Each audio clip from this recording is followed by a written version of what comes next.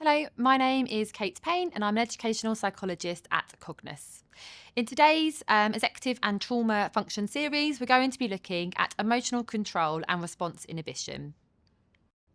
As a reference point, the two executive functions we're looking at today are part of a wider set of executive functions, so please do watch our other videos to learn more about the other 9 components. What are emotional control and response inhibition?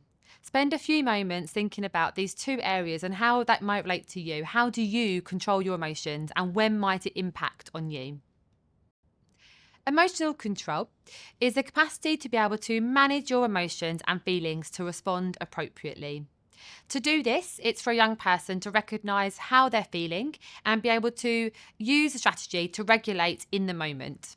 Often in school, children who have difficulty with emotional control may find that they're presenting with challenging behaviours because of an underlying difficulty with managing their emotions. Response inhibition is the capacity to be able to think before acting. It's to resist the urge to say or do things at perhaps an inappropriate time.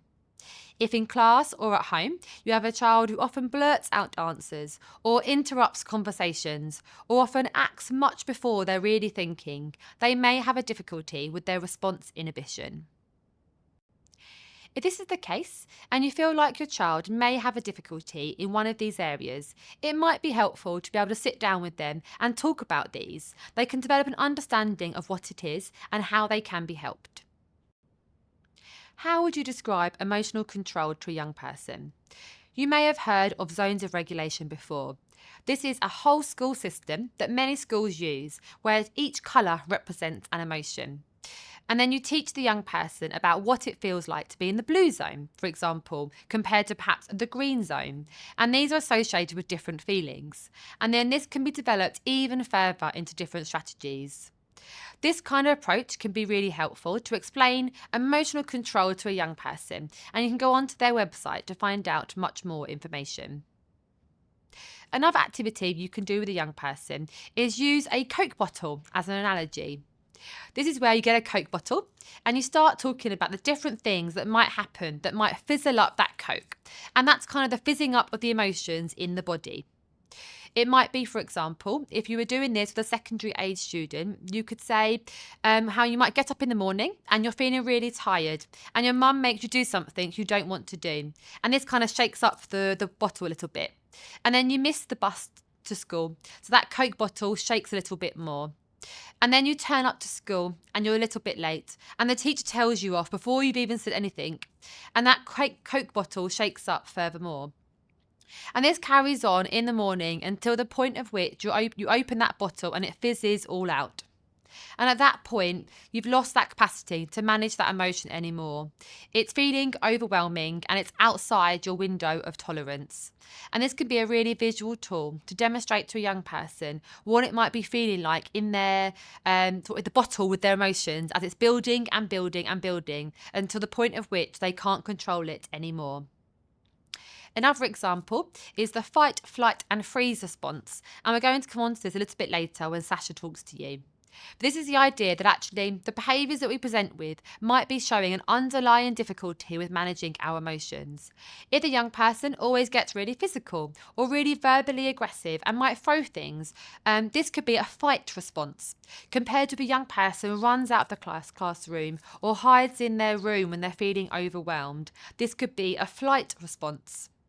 If the young person kind of freezes, where they sort of sit still and do not move and do not respond, they could be in that freeze response.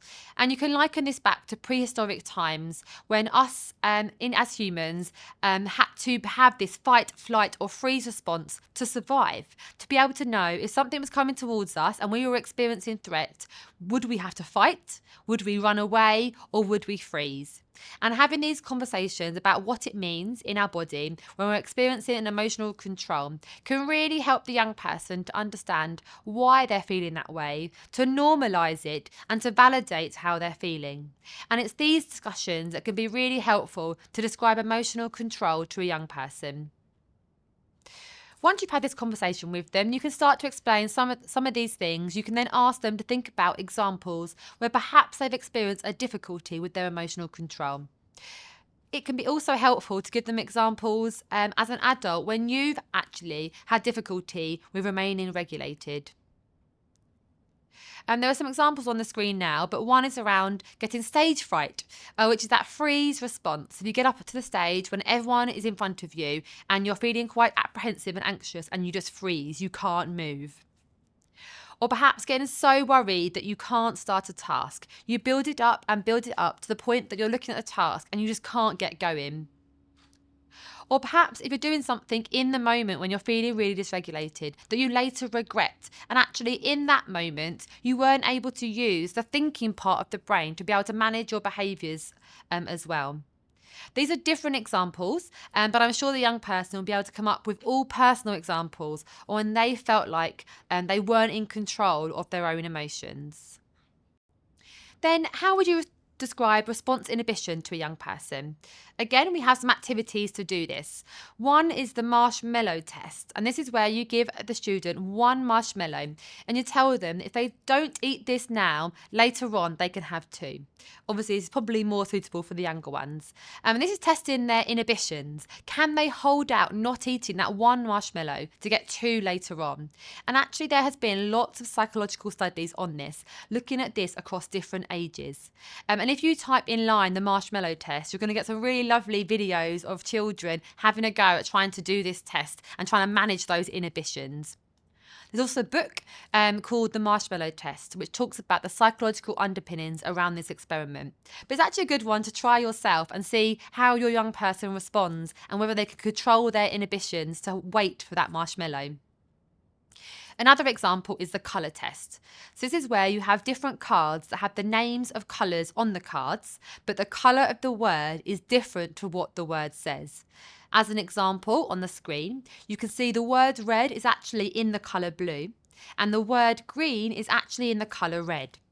And what you do is get the young person to read each card as what the word says and see if they can manage their inhibitions to not say the colour that they can see rather than the word that's on the page. This is one game again which is trying to get them to control their inhibitions to access the task. And you can swap roles and have a go at doing it yourself too.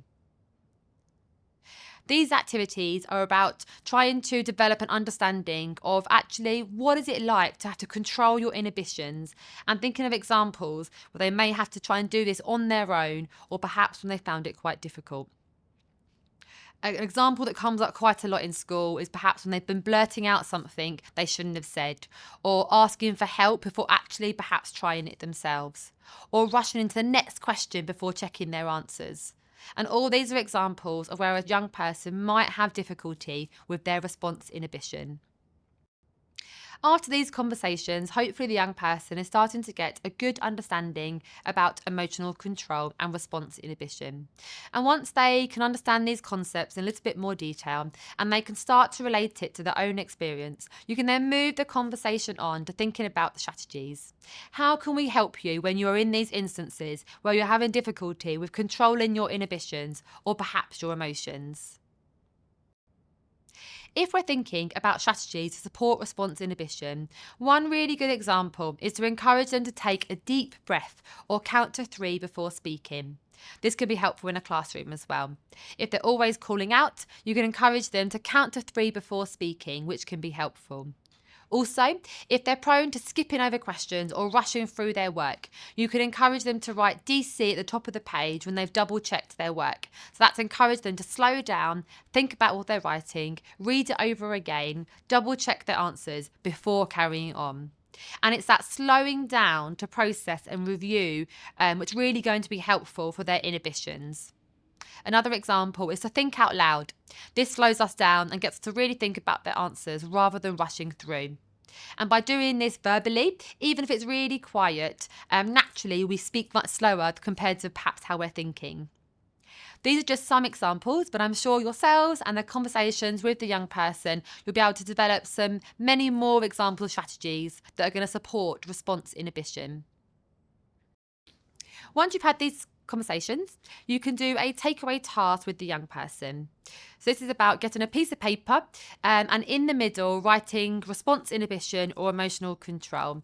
And in one corner asking the young person to come up with a definition.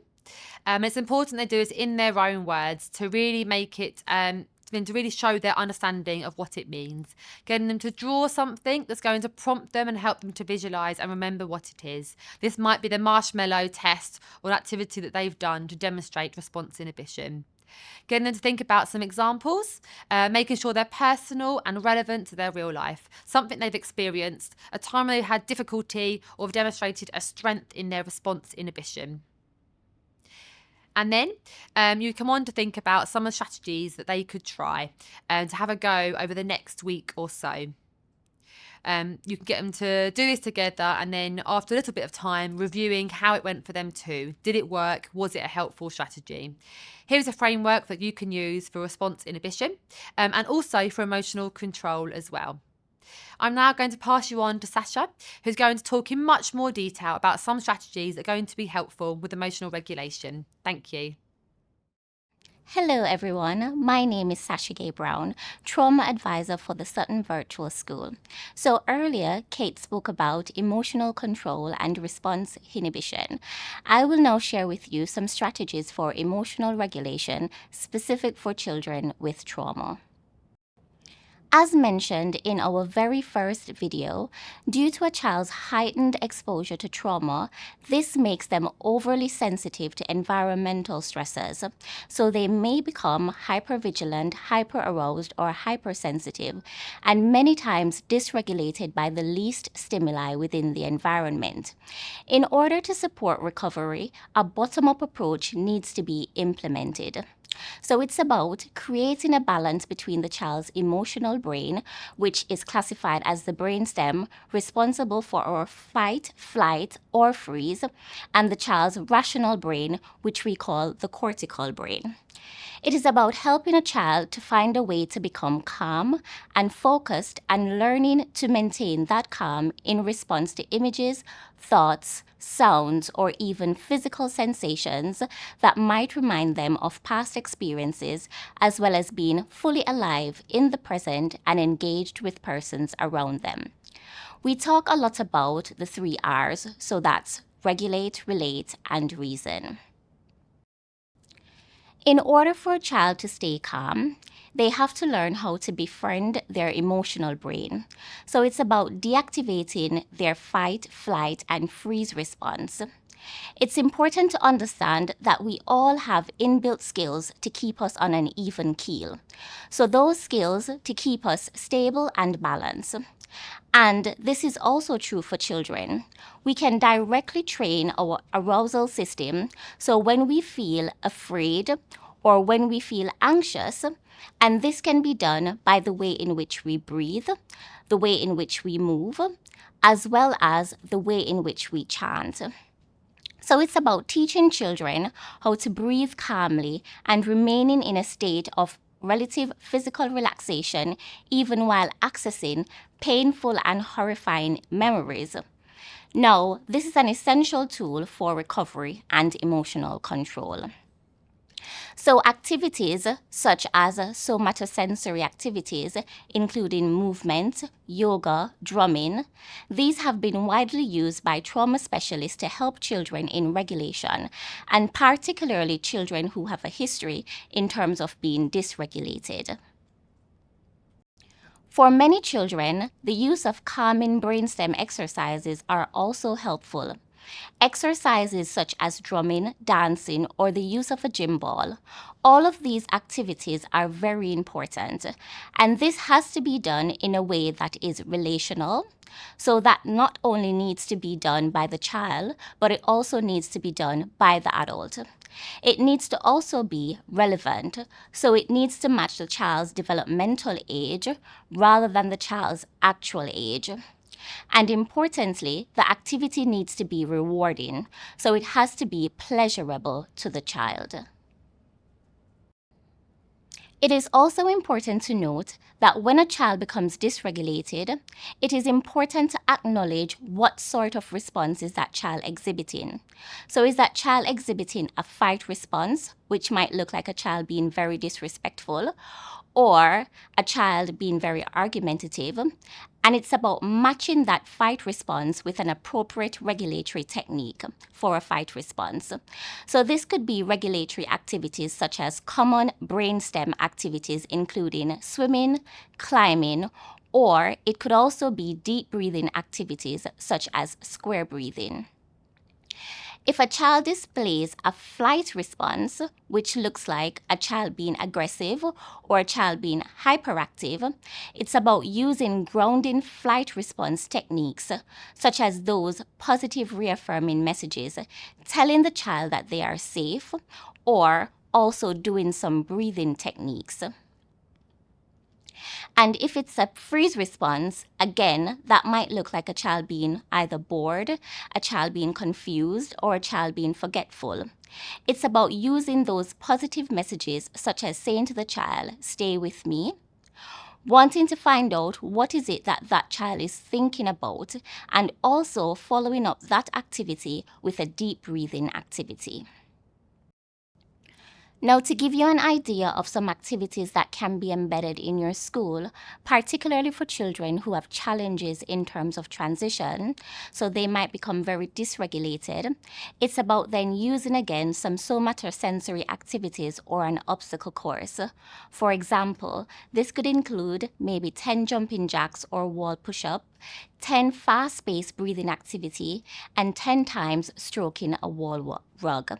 This would be followed up by post-regulatory transition activities such as deep breathing or mindfulness.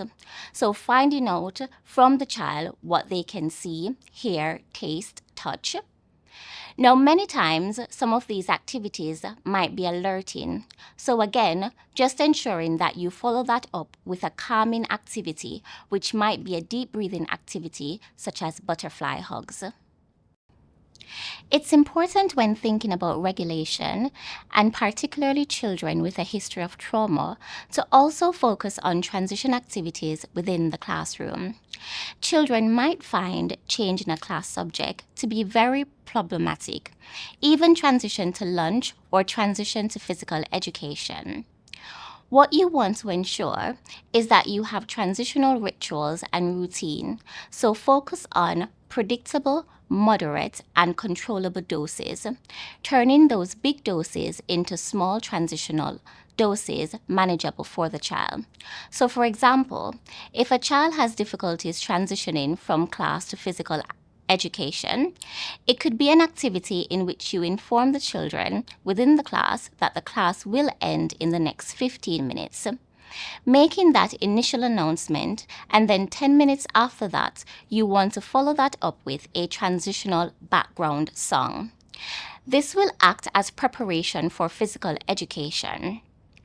And 5 minutes before the end of the session, you might want to also dim the lights, which also helps in reminding the child that the session is going to be completed and they now need to be fully prepared and now move on to physical education.